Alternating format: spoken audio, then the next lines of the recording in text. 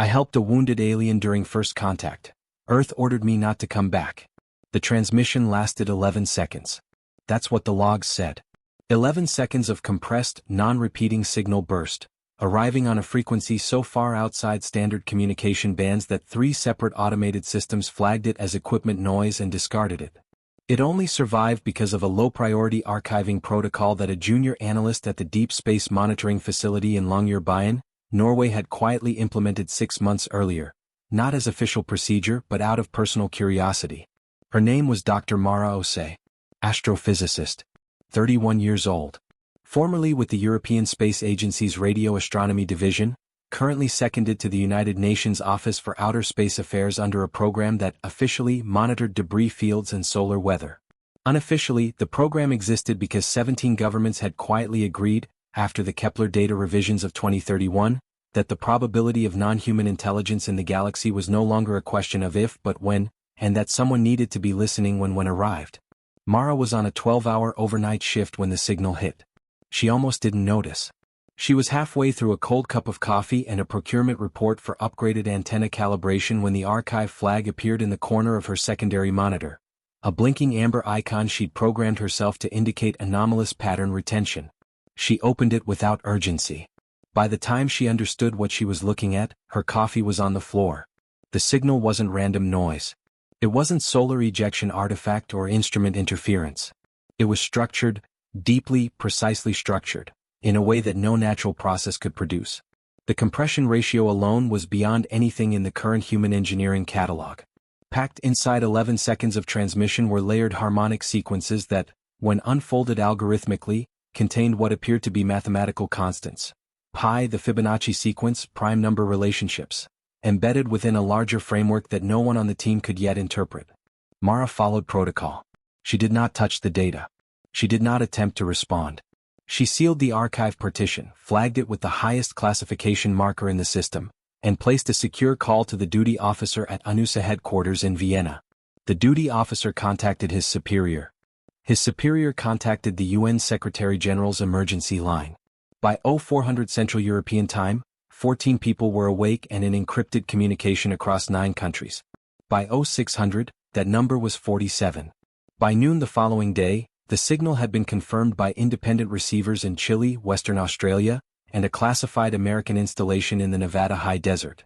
The source was localized to a region approximately 0.3 astronomical units from Earth, inside the orbit of Venus, moving at a trajectory consistent with deceleration.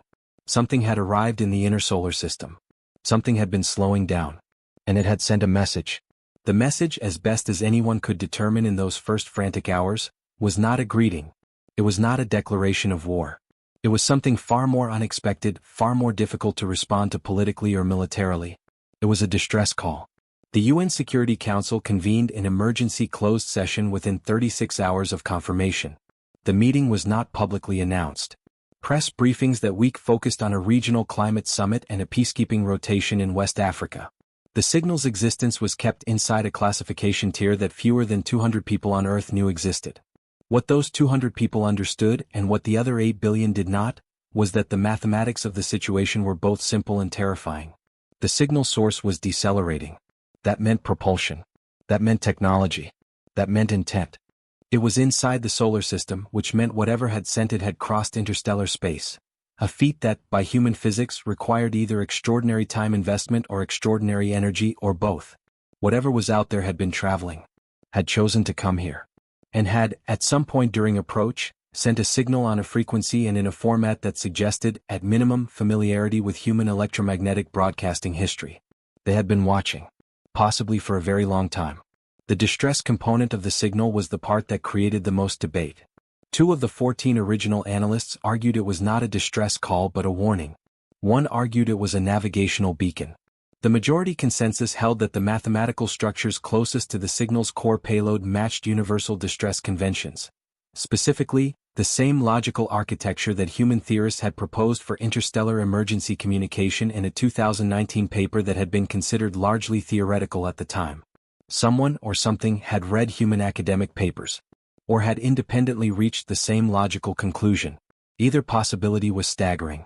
The decision made in that closed Security Council session was not announced publicly for another 4 days. When it finally was, in a carefully worded statement that described an anomalous signal of potential extraterrestrial origin under active investigation, it omitted the most significant detail entirely. A response team had already been authorized. A vessel had already been identified. A crew was already being quietly assembled from existing deep space mission rosters under the cover of a joint long-duration habitability study. And one name had been on every shortlist from the first hour of planning, not because of rank, not because of political appointment, but because of a specific combination of qualifications that no one else on Earth currently possessed. Xenobiological field training, deep space medical certification, fluency in 3 formal logic languages used in signal theory, and a psychological profile that every evaluator described with the same word: steady.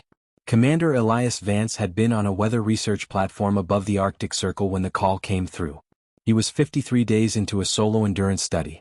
He had not spoken to another human being in 7 weeks. He listened to the mission brief for 40 minutes without interrupting. When the briefing officer finished and asked if he had questions, Vance said only, "What's the current deceleration rate?" The officer told him. Vance did the math quietly in his head. Then he said, "They're hurt. Whatever happened to them happened recently. If we're going to make contact, we need to move within the next 18 days or we lose the window." No one in the room had reached that conclusion yet. Vance was cleared for mission command the following morning. He didn't celebrate. He packed a medical kit and asked for a full acoustic dampening suite. Not weapons, not military countermeasures, just the gear a trauma medic would want in an environment where the patient might not understand what help looked like. Everyone else was planning for a first contact event. Elias Vance was planning for a rescue. The vessel they sent was called Peregrine. Not a warship. Not a diplomatic cruiser. A modified deep space science platform, originally built for long-duration asteroid survey missions, retrofitted in 11 days with additional life support redundancy, a reinforced communications array, and a medical bay that had been quietly expanded to handle biological unknowns. The retrofit team worked in shifts around the clock inside a hangar at the Baikonur launch facility, under a cover designation that described the mission as an orbital debris retrieval operation. 6 crew members. All vetted. All read in under the same classification tier as the original signal analyst. Commander Elias Vance. Mission physician Dr. Yuki Tanaka, a trauma specialist with previous deep space posting experience. Engineer First Class Dmitry Sorokin, who had kept 3 separate space stations functional beyond their rated operational lifespan through improvisation alone. Communications Officer Lieutenant Priya Mehta, one of 17 humans alive who had contributed directly to xenolinguistic signal theory. Navigation Specialist Captain Aurelio Reyes, with 3,100 hours of logged deep space transit. And Dr. Neka Adeyemi, a xenobiologist whose field was technically theoretical. She had spent a career preparing for a moment no one officially believed would come. They launched before dawn on a Tuesday. No ceremony. A press pool covering the climate summit across town provided inadvertent cover noise. Transit time to intercept, 9 days. On day 3 they got their first optical data. The alien vessel was not what anyone had modeled. Human theorists had spent decades imagining what interstellar craft might look like. The designs ranged from enormous generation ships to compact relativistic probes. Most assumed that any species capable of crossing interstellar distances would build large, that the energy requirements alone would demand scale.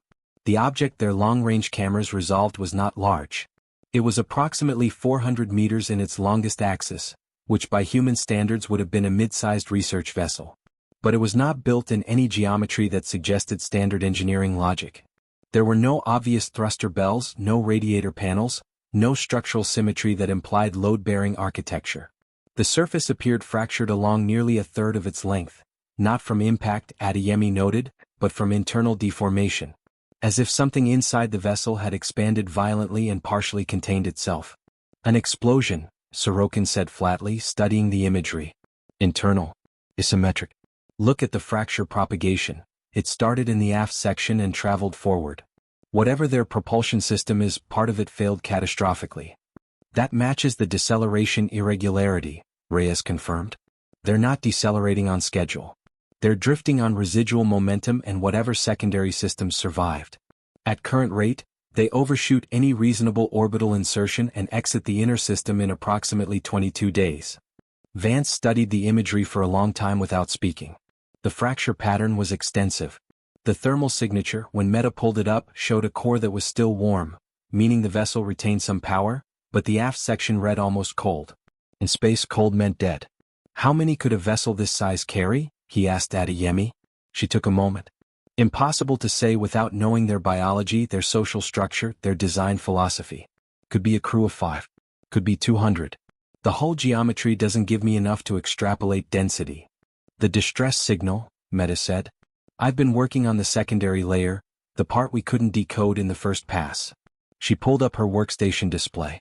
It's not repeating uniformly. There's a variance in the repeat interval that I think is meaningful. If I model it as a biological stress indicator rather than a technical broadcast, like a heartbeat rather than a beacon, the variance suggests the signal is being maintained manually. Someone is still operating it. Someone alive with enough cognitive function to sustain a deliberate transmission. The room was quiet for a moment. One survivor, Vance said. Maybe more.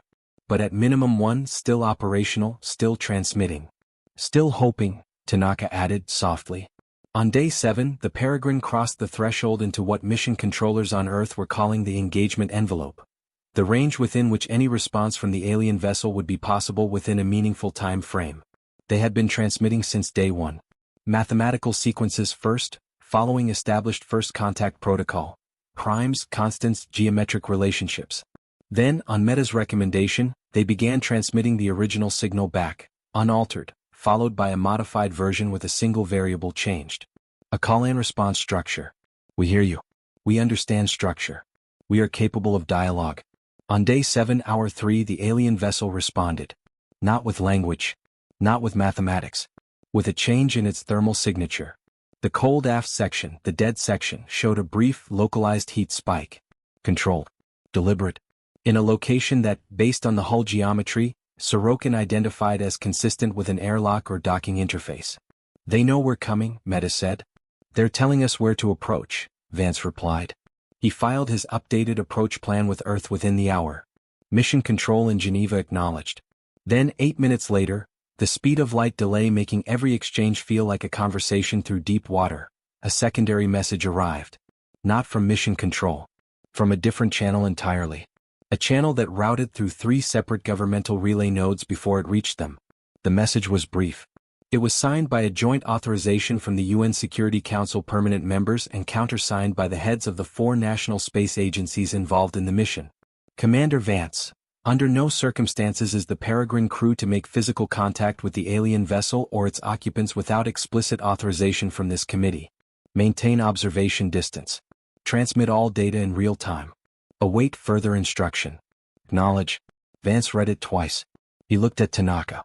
She looked back at him. The heat signature from the alien vessel was still visible on the monitor. It had not moved. It had not changed. Whatever was on that ship had opened something, a door, an interface, an invitation, and was waiting. Vance typed his acknowledgement. Send it. Watched the confirmation indicator blink. Then he looked at Reyes. Continue approach on current heading. Reduce speed to docking approach profile. Reyes glanced at the message on the screen. We just received a hold order. I know, Vance said. Continue approach. No one argued. In the 9 days they had spent in close proximity, this crew had reached a quiet consensus that none of them had needed to say aloud. Whatever was on that ship was alive, was hurt, and had asked for help. The committee in Geneva was 8 light minutes away and operating on political logic. Vance was operating on something older and simpler. You don't let someone die while you wait for a committee to vote. On day 9, Peregrine matched velocity with the alien vessel at a distance of 40 meters. The docking interface the alien had indicated was unlike anything in their engineering catalog, but it was clearly an interface, clearly designed for external access, and clearly positioned to be reached by a vessel of roughly their scale. Sorokin spent 6 hours adapting a flexible docking collar to make a soft seal. It held. Vance put on a suit. Tanaka suited up beside him without being asked. The airlock cycled. The hatch opened. And Elias Vance became the first human being to cross into an alien vessel. Not as a conqueror, not as a diplomat, but as a medic responding to an emergency. The smell hit him first, metallic, faintly organic like copper and rain on warm stone. Then the sound. Shallow. Ragged. Unmistakably biological. Breathing. The interior of the alien vessel was not dark. Vance had half expected darkness, A ship with a catastrophic power failure, emergency systems only, the kind of dim red-lit crisis environment that human vessels defaulted to when primary power died. Instead, the corridor he entered was illuminated by what appeared to be a distributed bioluminescent lining running along the walls themselves. Soft, cool light, slightly blue-green, emanating from material that was either biological or designed to mimic biology so precisely that the distinction was irrelevant. The corridor was not designed for human proportions. It was wider than he expected and lower, roughly 1.7 meters of clearance, which forced Vance into a slight, constant forward lean. The floor was not flat but subtly curved, like the inside of a cylinder, and it had texture, small, regular ridges that ran perpendicular to the direction of travel, clearly functional, clearly intended to assist locomotion for a creature whose gait was not bipedal. Tanaka moved behind him. Neither spoke. They had agreed before entry. Minimal noise, minimal movement, no sudden actions. The breathing sound came from ahead and to the left. The corridor branched twice before they found it. Found them, Vance corrected himself because the pronoun required some baseline of understanding he didn't yet have, and it felt wrong for something that was clearly suffering. The being was in a chamber that, by context and layout, Vance tentatively categorized as a medical or rest space. There was a surface, not quite a bed, more like a contoured depression in the floor material, and the alien was partly in it, partly not, in the posture of something that had moved recently and not had the strength to fully reposition. Vance stopped 3 meters away. He had reviewed every xenobiological model in existence. He had studied the morphological probability distributions that researchers like Adeyemi had spent careers developing. None of it fully prepared him for the reality of a living, breathing non-human intelligence at close range. The being was large, roughly the mass of a large terrestrial animal, perhaps 400 kilograms, though the body plan made estimation difficult. 6 limbs, 4 of which appeared to function as legs or structural support, 2 of which were clearly manipulative, longer, more articulated, currently folded against the body in what read instinctively as a defensive or pain response posture. The body surface was neither scaled nor furred but covered in something that appeared intermediate, a fine layered structure that shifted slightly in the bioluminescent light, somewhere between cartilage and feather at a microscopic level. The head, if it was a head in the functional sense, was forward-mounted, elongated, with sensory structures distributed across it that didn't map cleanly to any single Earth analog. What appeared to be primary optical sensors were large and positioned for wide-angle coverage rather than binocular depth perception. What might be auditory structures were positioned low, closer to the jaw equivalent. There was no visible nose. Respiration, Tanaka noted quietly over their suit's internal channel, appeared to happen through a membrane structure along the lateral neck, 3 of them, 2 of which were not moving. Only one was functioning. That was the breathing they had heard. One lateral respiratory membrane, working hard, maintaining a being that had lost 2/3 of its breathing capacity. Pulmonary compromise, Tanaka said, her voice barely above a whisper. Or the equivalent. 2 of the 3 ventilation structures are non-functional. Whatever happened on this ship, the explosion, the decompression, the impact, this individual took direct damage. Vance did not move closer yet. He crouched slightly, reducing his apparent size, his apparent threat, and kept his hands visible, open, still. The alien's optical sensors moved. It had been aware of them from the moment they entered the chamber. Possibly from before. It had simply not responded, conserving energy or waiting, or doing something else entirely that Vance's framework couldn't accommodate yet. Now it looked at him. Not at both of them. At Vance specifically. Held on him for a long, deliberate moment. Then one of the manipulative limbs, the upper pair, the ones folded against its body, extended. Slowly. Not reaching toward him. Reaching toward a surface beside the rest depression where a device sat. Small, roughly flat, emitting a faint signal pulse that Meta had already flagged from Peregrine as a localized transmission source. The distress beacon. The alien had been holding it manually. Maintaining it by hand, or whatever the equivalent was, because the ship's automated systems were dead. The limb touched the device. The pulse changed. Meta's voice came through on the comms channel immediately. Vance, the signal just changed. It's not repeating the distress pattern anymore. It shifted to something new. I'm working on it, stand by. Vance kept his eyes on the alien. The alien kept its sensors on him. 30 seconds passed. Tanaka was quietly running her suit's bioscan array, collecting whatever non-invasive data she could. It's a response pattern, Meta said, her voice carrying the particular texture of someone speaking through controlled emotion. I think it's saying something like acknowledged, or received, or possibly you came. The semantic boundary is blurry at this resolution, but the intent structure is clear. It knows we're here in response to the signal. It knows we came because of the call. Vance let out a slow breath. He took one step forward. Stopped. Waited. The alien did not move away. He took another step. Another pause. When he was close enough to see the detail of the lateral membrane, the one still working, the one laboring to sustain a creature whose biology he didn't understand and whose pain he couldn't fully measure, he crouched down to its level and stayed there. Tanaka moved up beside him and began, methodically and calmly, to open her medical kit. The next 4 hours were unlike anything in the training literature. They had no physiological baseline. They had no pharmacological knowledge. They had no instruments calibrated for alien biology and no guarantee that anything they did would help rather than harm. What they had was observation, improvisation, and the kind of careful, iterative problem-solving that good field medicine had always required, regardless of the species of the patient.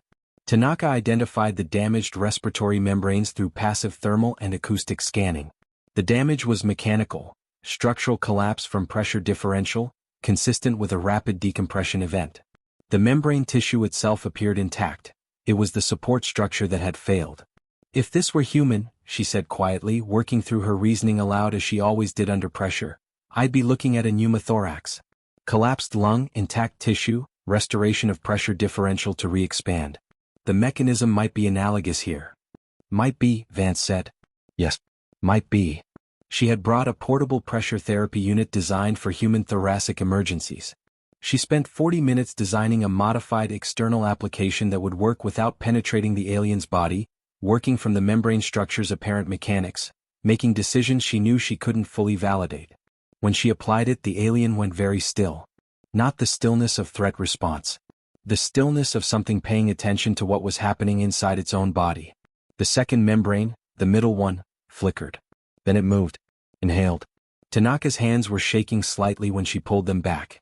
She controlled it quickly, professionally, but Vance had worked with her long enough to notice. The alien breathed. Both functional membranes now. The rhythm was still labored, still compromised, but it was bilateral. It was better. The alien's manipulative limb moved again. This time not toward the device. Toward Tanaka's hand. It didn't grip. Didn't grab. Just contacted. The faintest, most deliberate pressure, like a hand placed gently on an arm. Tanaka looked at Vance. Neither of them spoke. They were 40 minutes into the process of stabilizing the alien's condition when the channel from Earth opened. Not Mission Control Geneva. The Security Council relay. The same routing as the hold order. Commander Vance. The voice was flat, measured, institutional. We are aware that you have made unauthorized physical contact with the alien vessel and its occupant. You are ordered to withdraw to Peregrine immediately and hold at distance. This order is not a request. Acknowledge and comply. Vance looked at the alien. The alien's respiratory rhythm was still stabilizing. It needed at least another hour of monitoring before Tanaka would be confident the improvement was self-sustaining rather than transient. He opened his response channel. Acknowledged, he said. I'm treating a patient. I'll report in when my patient is stable. He closed the channel. While Vance and Tanaka worked, Meta worked. She had stayed aboard Peregrine, maintaining the communication link and running continuous analysis on every signal the alien vessel was producing, intentional or incidental. The vessel was talking in the way that all damaged machines talk, through the frequencies of its malfunction, the rhythms of its failing systems, the residual data bleeding from storage arrays that had lost containment integrity when the aft section detonated.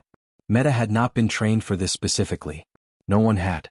But she had spent 11 years developing pattern recognition frameworks for non-human signal architecture, and the data coming from that vessel was signal, structured, layered, recoverable if you knew how to ask the right questions. By hour 6 of Vance and Tanaka's time aboard the alien ship, she had something. Commander, she said over the comms, you need to hear this.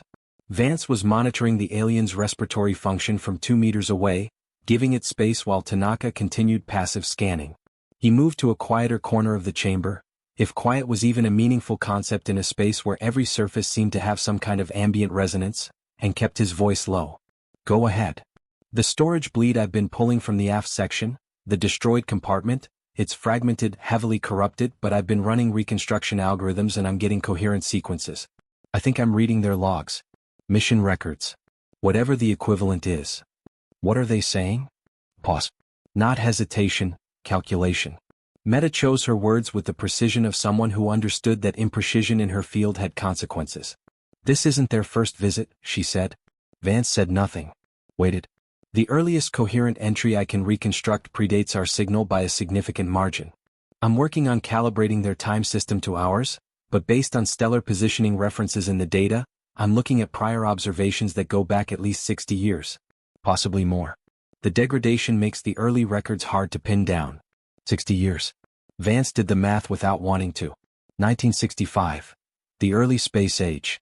Humanity's first satellites, first crewed orbital flights, first radio transmissions deliberately sent beyond the ionosphere.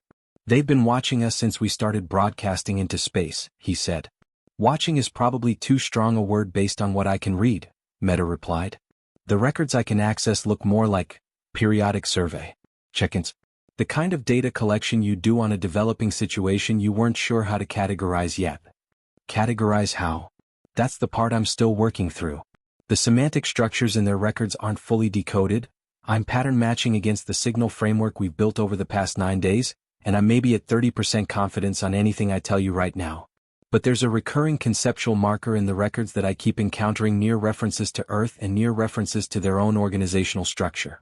At 30%, it means something like threshold, or boundary condition, or possibly the moment before a decision becomes irreversible. The chamber around Vance was quiet except for the aliens' breathing and the soft background resonance of the ship's surviving systems. They were deciding something, he said. About us. I think so. And I think whatever happened to this ship, the explosion, the failure, I think it happened during that process. The most recent log entry I can partially reconstruct is time-stamped close to the failure event. And the content, as best I can read it, is consistent with an emergency communication. Not a distress call sent outward. An internal report sent somewhere else. Sent where? I don't know. But the transmission pathway in the record is different from the distress signal we received. This went in a different direction. Back the way they came. Vance stood with that for a moment. Whatever had happened to this vessel, the catastrophic failure, the damaged survivor, the long drift into the inner solar system, someone else knew about it. Someone who had received a report.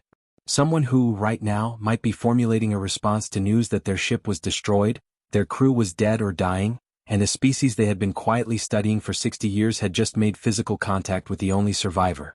How long do you estimate before any response from their point of origin could reach us? He asked. Completely unknown. I don't know where they came from or what their communication technology looks like. Could be years. It could be faster than we can model. Understood. Keep working. I want everything you can pull from those logs. And Meta, this stays between the crew for now. Another pause. Shorter. Understood. Reyes had been running continuous passive sensor sweeps since they matched velocity with the alien vessel. It was standard protocol, and it was also, as he readily admitted to Sorokin, what he did when he needed something methodical to hold on to in a situation that offered very little solid ground. At hour 8, his sweep caught something. Not from the alien vessel. From deeper in the system. Faint, at the edge of resolution, but structured enough that the automated flagging system caught it and pushed it to his attention with a priority tag. Reyes spent 40 minutes verifying before he said anything. Then he called Sorokin over and let the engineer look at the data independently. Sorokin looked at it for a long time. That's a thermal bloom, he said. Deep system. Very faint. Distance attenuated. Yes. That's not solar. That's not debris. That's...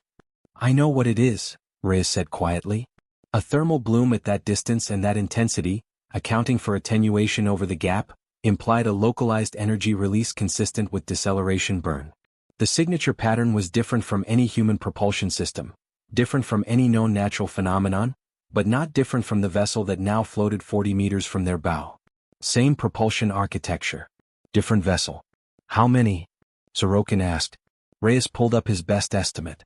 Ran it twice. The number was uncertain, the data was too faint for precision, but the lower bound was unambiguous. At least 3, he said. Maybe more. Moving inward. Decelerating. Sorokin sat back. They sent a retrieval team. Or something else, Reyes said. We don't know what they sent. We just know something is coming. They held that information between them for exactly 4 minutes before Reyes reached for the comms to tell Vance.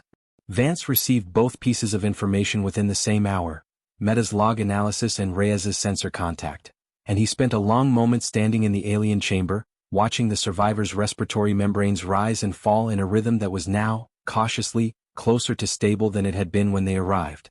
The alien was watching him. Or he thought it was.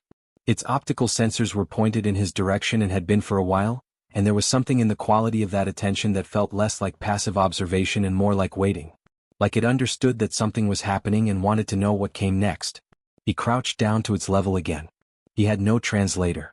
He had no shared language. What he had was the 9 days of signal exchange that Meta had cataloged, the mathematical framework they had built, and an intuition honed by 40 years of working in environments where miscommunication was fatal. He held up one hand, extended 2 fingers, tapped them together. He wasn't sure why. It was the kind of gesture that meant nothing cross-culturally even among humans. But the alien's manipulative limb moved in response, not mirroring the gesture exactly, but producing something analogous in its own structure. 2 points of contact briefly joined. An answer. Something like yes. Something like I understand there are 2 things happening. Or maybe he was projecting. Maybe it was involuntary movement. Maybe the gap between their ways of understanding the world was too large to bridge with hand signals and a damaged ship. But the respiratory membranes kept moving. And whatever was coming from deep in the system was still hours away. Vance opened the channel to Geneva. This is Commander Vance. I need to speak to whoever is making decisions on the ground. I have information that changes the strategic picture significantly and I need to know if Earth is prepared to hear it. The delay. 8 minutes. Then a voice he hadn't heard before. Older, careful, the register of someone who was used to being in rooms where mistakes had long consequences. Commander Vance. This is Director Armand Sorrell, Security Council Emergency Coordination. We are listening. Vance told them everything. The logs. The 60 years of observation. The incoming contacts. All of it, in the flat, organized language of a mission report, without editorial, without advocacy, without anything except the facts as he understood them. Then he said, we helped the survivor. I'm using that pronoun because Tanaka says the biological markers are consistent with what we'd call female, for whatever that's worth, she's stable. She's aware. And she used that signal device to communicate with us in a way that suggests comprehension of our intent. We are the first humans she has interacted with. We are what she knows of us. He let that sit. What she knows of us, he repeated, is that we came when she called. I think that matters. And I think the contacts coming in from the outer system are going to form their opinion of humanity based on what she tells them. Whatever decision Earth makes in the next few hours is going to define how this species, and possibly others, understands what we are. The 8-minute delay felt very long. The response from Director Sorrell came in 9 minutes and 40 seconds, slightly faster than lightspeed delay alone would have allowed, which meant it had been drafted before the delay fully elapsed. Which meant someone on the ground had anticipated what Vance would say. Commander Vance. Your report has been received and is being evaluated at the highest levels. We want to acknowledge that your crew's actions, while unauthorized, appear to have been conducted with appropriate care given the circumstances. That assessment is preliminary and subject to review. Subject to review. The bureaucratic holding pattern. Vance recognized it. Regarding the incoming contacts, this information is now with the Joint Chiefs of the 4 primary signatories. Response options are being modeled. Your crew is instructed to maintain current position and take no further action without direct authorization. Do not attempt additional communication with the survivor beyond what is necessary for her immediate medical monitoring. Do not attempt to access additional vessel data. A pause in the recording. Sorrell's voice shifted slightly, less formal, more careful. Commander, I want to be direct with you. There are significant disagreements at this level about how to proceed. Some parties believe your unauthorized entry constitutes a provocation that may have already compromised our position. Others believe, as you seem to, that the opposite is true. This is not a simple calculation. Please understand that the orders you receive from this point forward will reflect political constraints that are not visible to you from your current position. We are asking you to trust the process. Vance read the message twice, played the audio again. Then he wrote his response in the tone of a man who had spent 30 years learning that trust and compliance were not synonyms. Director Sorrell. Understood. Please convey to the committee, the survivor has not lost consciousness since we began treatment. She has made two deliberate communicative gestures that Lieutenant Meta has flagged as semantically meaningful. She is tracking my movements when I'm in the chamber. Whatever information she is able to transmit to the incoming contacts, intentionally or otherwise, is being shaped by what is happening in this room right now. I will continue to follow your instructions where they are compatible with her medical stability. I will report any changes in the situation immediately. Vance out. He closed the channel and turned to find Tanaka watching him from across the chamber. That's not going to land well, she said. Probably not, he agreed. How is she? Better. Third membrane showed movement about 20 minutes ago. Faint but present. If the analogy holds, and that's still a big if, she's gone from one functional lung to something approaching 2.5. She needs rest and time, not more intervention. Whatever acute crisis she was in has passed. Can she be moved? Tanaka considered. Not without risk. And moved where? Our medical bay wasn't designed for her anatomy. Here she has whatever this ship's environmental systems are still producing. Changing that environment is a variable I don't want to add right now. Agreed. Vance looked at the alien. We stay on the ship. Aboard Peregrine, the incoming contacts were becoming more resolved. Reyes had refined his sensor array over the intervening hours, and what had started as a faint thermal bloom at the edge of detection was now 3 distinct objects, still decelerating, moving in a formation that he described to Sorokin as deliberate but not aggressive. The spacing between them was wide, wider than combat formation logic would typically demand, tighter than survey formation would require. It was, he thought, something in between. A posture that retained options. They're not charging in, Sorokin said. No. They're being careful. About us or about their own ship? Both, I think. The estimated intercept time, the point at which the incoming vessels would reach a range where any decision-making process would shift from strategic to immediate, was now 14 hours. Reyes had been calculating something else in parallel. Given the alien vessel's mass, its structural damage and the geometry of the approaching contact's trajectory, the incoming ships were not on a course that would intercept Peregrine first. They were on a course that would reach the damaged vessel first, at a distance that would give them clear sensor resolution of everything in the immediate area, including a human spacecraft docked against their disabled ship and 2 humans inside it. They're going to see us before we can react, he told Sorokin. There's no version of this where we get to choose the moment of contact. They'll make that choice. Sorokin nodded slowly. Then the only question is what they see when they look. In Geneva, the disagreement that Director Sorrell had described as significant was, by hour 12, something that the people in the room were no longer bothering to euphemize. The Chinese and American representatives were aligned on immediate military response positioning, not an attack, not a provocation but a defensive formation. Earth had 3 orbital platforms capable of meaningful deterrent presence, and the argument was that establishing a visible defense posture before the incoming contacts arrived sent a message about human capability without requiring a hostile act. The European bloc, backed by the Indian and Brazilian representatives, argued the opposite, that any military posture visible to beings who had just sent a ship that may have been responding to a distress call would read as threatening in a context where the only interaction those beings had with humanity was a human medical team saving one of their people. The signal that mattered, they argued, was already being sent by Vance and Tanaka.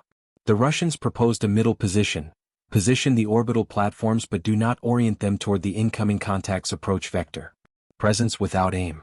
The Africans, represented by Nigeria and South Africa under the new bloc framework, made a point that stopped the room. All of this assumes the incoming contacts don't already know exactly where every human military asset is. If they've been observing for 60 years, they've been observing everything. Moving platforms we think are subtle is not subtle. It's transparent.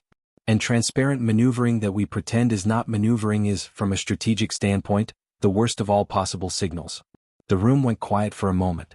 No one had a clean counter to that. Director Sorrell sent a third message to Vance. It was shorter than the previous ones. Commander, the committee has not reached consensus on response posture. You are the only human beings who have had direct contact with this species. We need your assessment. What do you believe the incoming contacts will do when they arrive at your position? Vance read it. Sat with it for a while. He looked at the alien, at the survivor, at the being who had spent days alone in a broken ship, maintaining a signal by hand, waiting for something to come. He thought about what it would mean to do that. To hold a beacon in your hand and keep transmitting into the dark when you had no certainty that anyone was listening, when the ship around you was silent and cold, when whatever had gone wrong had taken everyone else. He thought about what kind of person, what kind of being, sustained that. She wasn't afraid of us, he said aloud, not into the comms, just to Tanaka. Tanaka looked up. No. She wasn't. She'd been watching us well, her people had been watching us for 60 years. She knew what we were. And she still sent the call in our direction. She still signaled us. She didn't have many options, Tanaka said. She wasn't being cynical. She was being precise. No, Vance agreed. But the options she used. She could have sealed the ship and waited to die quietly. She kept the beacon going. He opened his response to Geneva. Director Sorrell, my assessment is that the incoming contacts will arrive at this position with a specific priority, determining the status of their vessel and their crew member. Everything else, including us, will be secondary to that for the first period of contact. What they see when they arrive will define what we become secondary to. If they arrive to find their survivor stable, treated, and in visible communication with the people who responded to her call, we become an unknown that took a risk to help. That's a position we can work from. If they arrive to find us gone, if we withdrew under orders and she deteriorated or died, we become the species that heard the call and chose politics over the patient. I don't know how to calculate the strategic consequence of that in terms their decision makers will recognize. But I know how I would respond to it. He sent it. Then he went back into the alien ship. The survivor was awake. Or in whatever state corresponded to wakefulness. All three membranes moving now, the third still faint, still tentative but present. Vance sat down across from her and did not try to communicate. Just stayed. Present. Close enough to be visible, far enough to not be crowding. After a while she produced a sound. Low, resonant, structured. Not random. Not pain. Meta flagged it immediately from Peregrine. She's vocalizing. I'm recording. Give me time. Vance waited. After 47 minutes of analysis, Meta came back. I can't decode language. That's going to take much longer than we have. But the vocalization pattern, the frequency distribution, the repetition structure, it's closest in my framework to what you'd produce if you were asking a question. The rhythm is interrogative. The focus, she paused. The focus is on you, Vance. Whatever she's asking about you. Vance looked at the alien. The alien held its optical sensors on him. He touched his own chest. A simple gesture, the human instinct for self-identification. Me. He said his name. What? Clearly. The alien's manipulative limb moved. It touched its own body, the equivalent location, the chest analog, and produced a sound. Short, precise, repeated once. Its name. Or the sound that meant itself. Or something close enough to either that the distinction didn't matter yet. He couldn't reproduce it.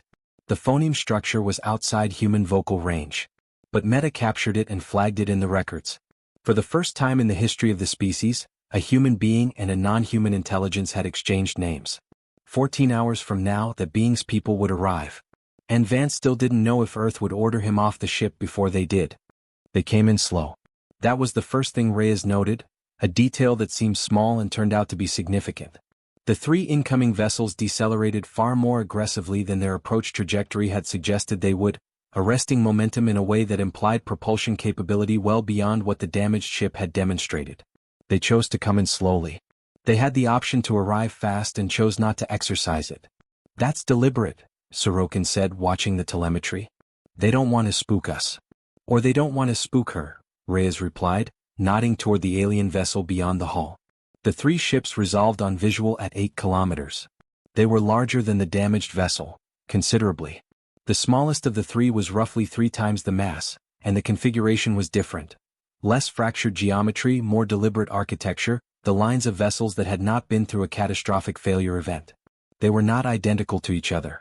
Subtle variations in surface design suggested either different functions or different origins, a detail that Adeyemi flagged immediately and noted in her running log as potentially significant.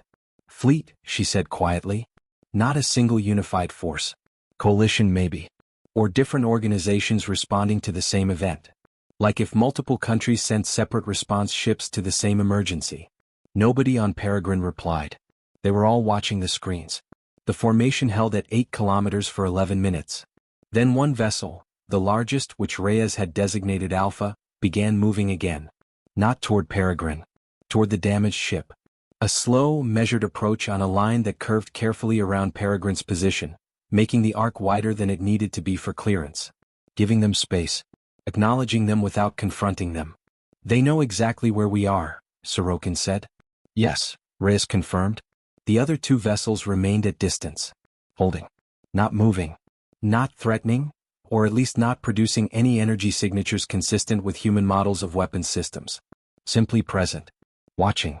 Inside the damaged vessel, Vance felt the approach before he saw any indication of it. The alien, the survivor, changed. Not dramatically. Not in a way that read as panic. But in the quality of her alertness. The membranes shifted rhythm briefly and then settled. The optical sensors moved toward the wall, the side of the ship facing the direction of Alpha's approach, and stayed there. She knew. She had known probably before Peregrine's sensors had confirmed anything. Whatever her ship's surviving sensor array could still process, whatever she could feel through the deck or perceive through mechanisms Tanaka hadn't mapped, she knew her people had arrived. Vance watched her face, or what approximated a face, the sensory cluster at the forward end of the body, and tried to read what he saw there. The scientific protocols he'd been trained under cautioned against anthropomorphic projection, against mapping human emotional expression onto alien physiology, against concluding that what looked like relief was relief. He concluded it was relief. He could be wrong.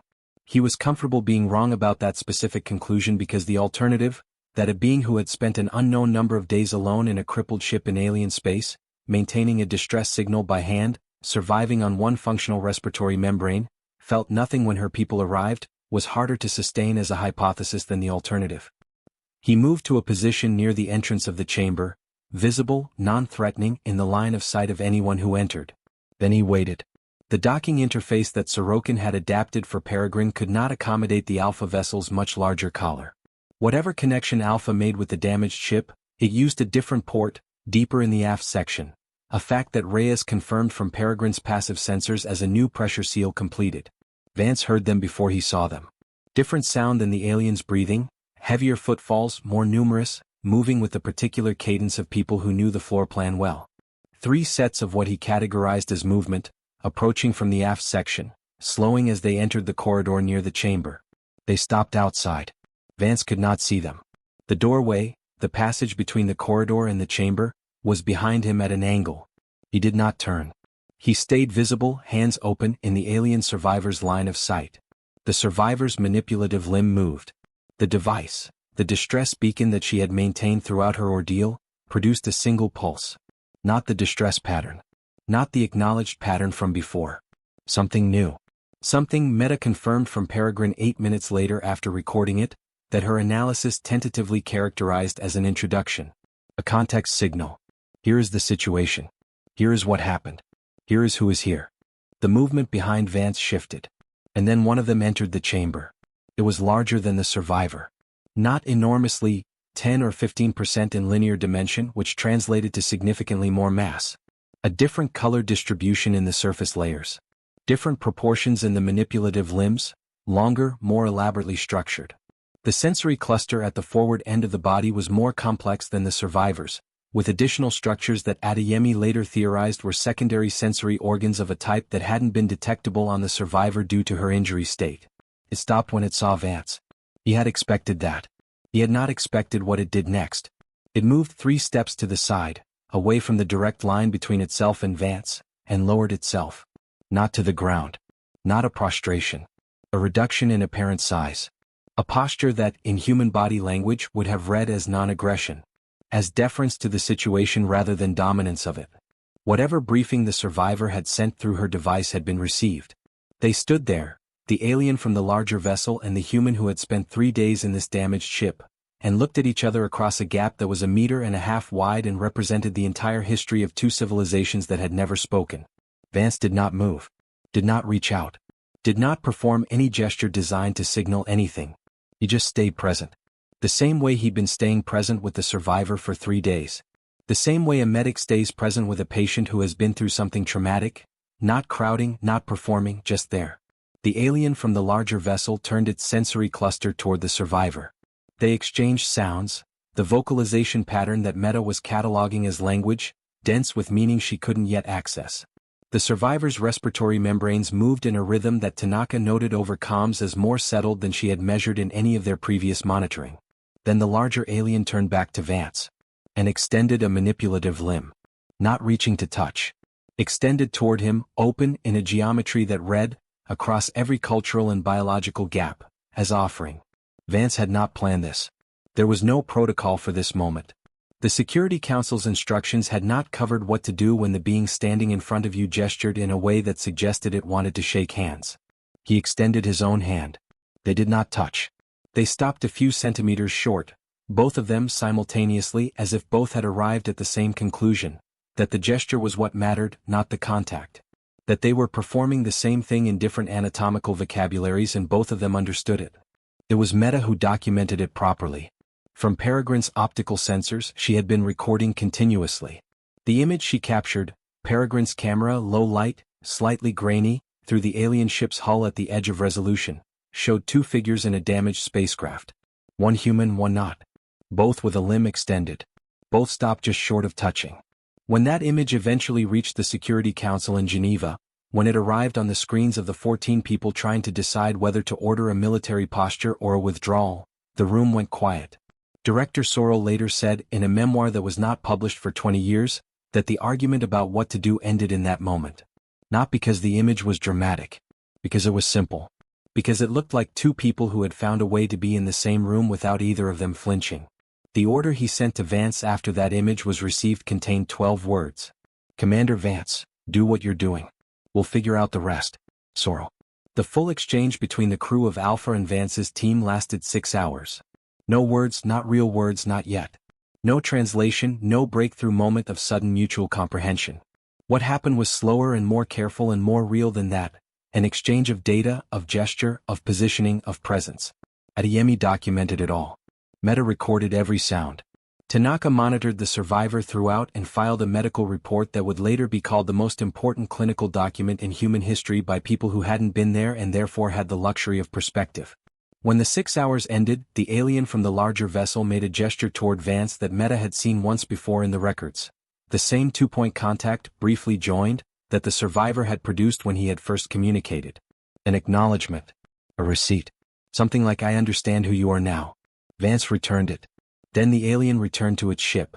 And Vance walked back through the docking collar to Peregrine and sat down in his seat and looked at his hands for a while without speaking. The message arrived 17 hours after Vance returned to Peregrine. Not from Director Sorrell. From a different routing. The Security Council Joint Authorization Channel, the one that required all 5 permanent members to countersign. The most formal instrument available to the body. The kind of message that meant the decision behind it had not been reached easily. Vance read it 3 times. Then he called the crew together in Peregrine's small common area, all 6 of them crowded into a space designed for 2, and read it aloud. Commander Vance and crew of Peregrine, your actions during this mission have been reviewed by the Security Council Emergency Coordination Committee and by the Joint Chiefs of all signatory nations.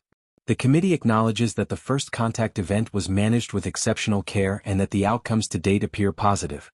However, the unauthorized nature of your entry into the alien vessel, and your deliberate non-compliance with multiple direct orders, constitutes a breach of mission protocol that cannot be disregarded regardless of outcome. Effective upon your return to Earth orbit, the Peregrine crew will be placed in quarantine for a minimum of 90 days for biological evaluation. All materials, recordings, and personal effects from the mission are considered classified at the highest tier pending review. Commander Vance is hereby relieved of mission command pending a formal inquiry. You will be met by a joint military and scientific reception team at the quarantine facility. Additionally, the committee has unanimously determined that Commander Vance will not be included in any subsequent mission to make contact with the alien vessels or their occupants. Given the precedent set by your unauthorized actions, the committee believes that your continued involvement creates a liability that cannot be managed within the diplomatic framework being constructed. You are ordered to return to Earth orbit immediately.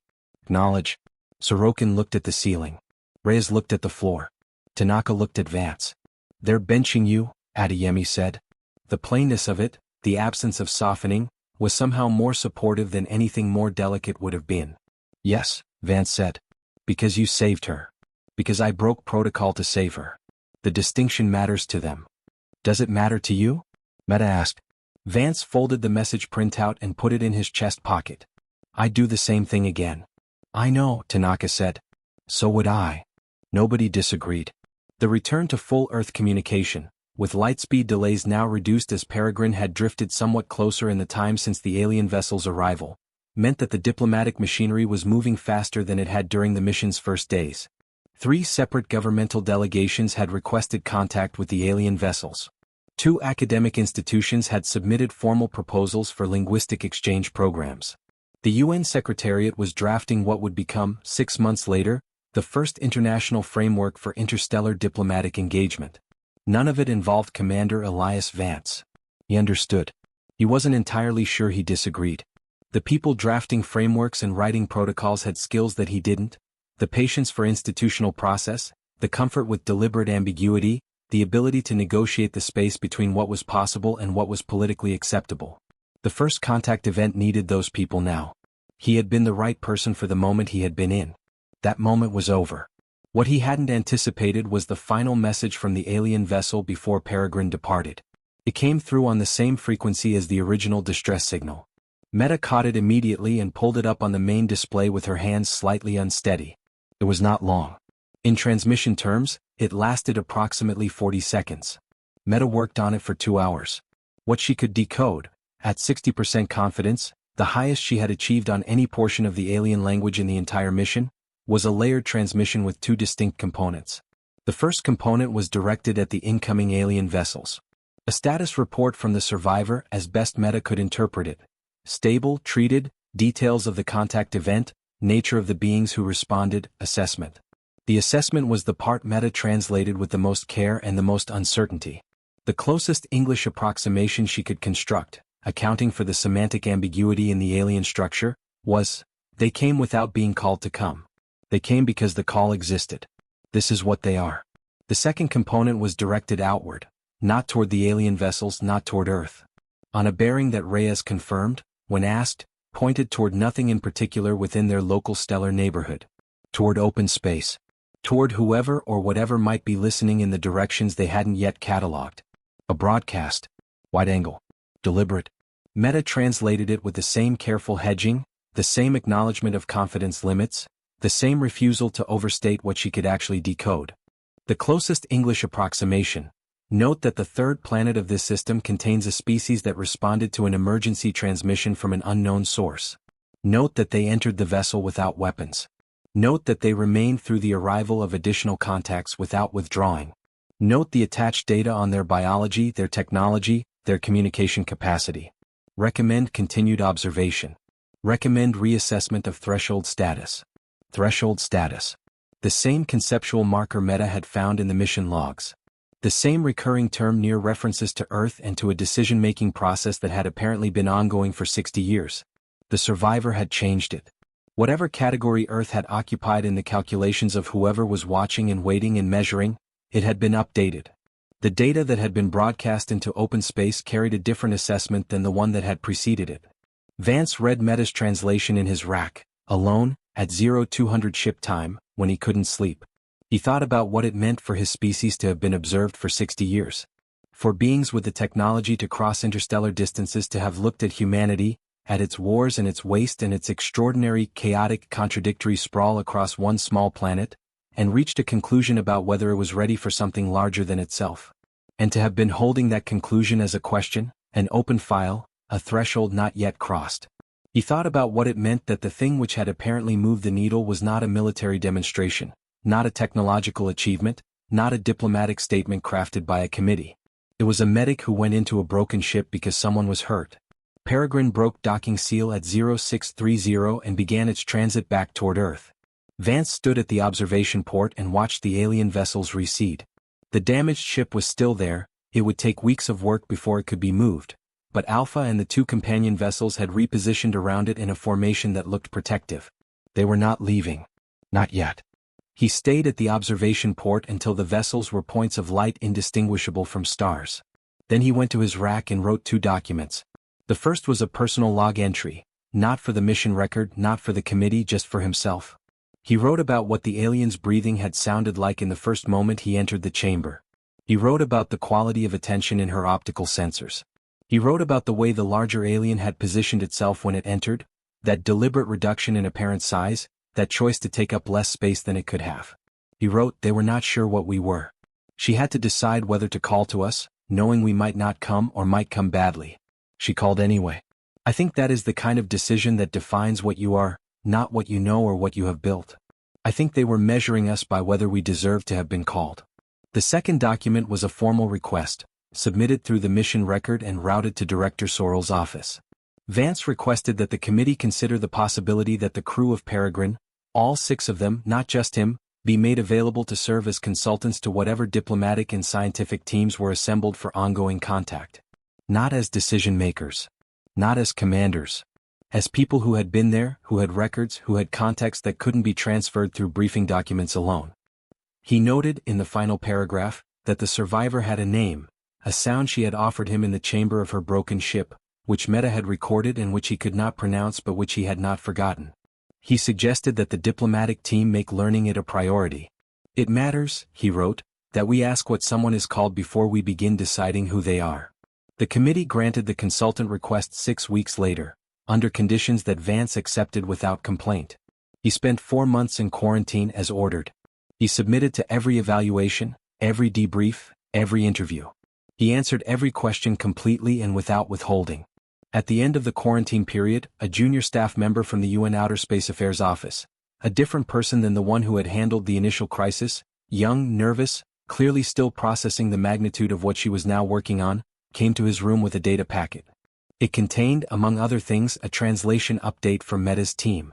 The survivor's name, as best as any human vocal apparatus could approximate it, had been rendered in phonetic English. And beside the translation, a note from Meta herself. She asked about you. In the most recent exchange with the Alpha Crew's linguistic team, her name came up and there was a reference back. We think she asked whether the human who stayed was informed of the correspondence. We told them you would be. Vance sat with the data packet for a long time. He had been ordered not to return to the contact site. He had been removed from mission command. He was 47 days into the most consequential quarantine in human history, in a facility that was comfortable and well-staffed and as impersonal as any institution built in 2 weeks' notice could be. He thought about it being in a broken ship, alone, maintaining a signal by hand. He thought about the way she had breathed, 1 membrane, then 2, then 3, and what that sounded like in the quiet of that chamber, in the bioluminescent blue-green light, while 14 governments argued in Geneva about what to do. He thought about the gesture, 2 points, briefly joined, on both sides of a gap that had never been crossed before, and what it meant that 2 completely different kinds of minds had arrived at the same shape for the same thing. He wrote back to Meta, "Tell them I know her name. Tell them that it is one of very few things I am certain of." He folded the data packet and set it on the desk beside his bunk. Outside the facility window, the sky above the Antarctic coast was clear. Stars visible. Among them, if you knew the rough direction and had a moment of patience, you could find the region of the ecliptic plane where a damaged ship was slowly being repaired by people who had crossed an unimaginable distance to reach it. Vance looked at the sky for a while. Then he went to sleep.